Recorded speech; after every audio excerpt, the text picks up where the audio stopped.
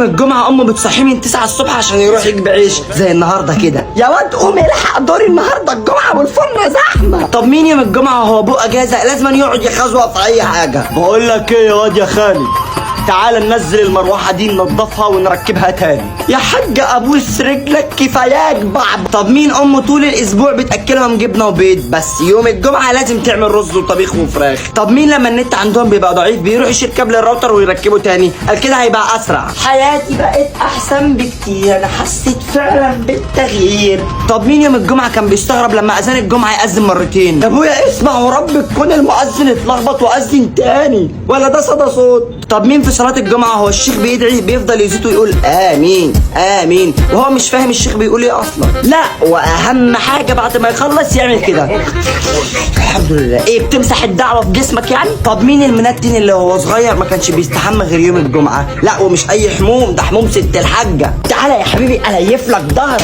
اليف لك ظهرك يا ولد. طب مين امه مش بيحلالها غسيل المواعين غير وهو بيستحمى؟ يا ستي ابوس رجلك شفطت الميه السخنه كلها. طب لو لقيت نفسك في الفيديو اعمل لايك، ولو ما لقيتش نفسك برضو اعمل لايك لاخوك عشان انا بتعسر في الافكار دي ورب الكون. سلام عليكم.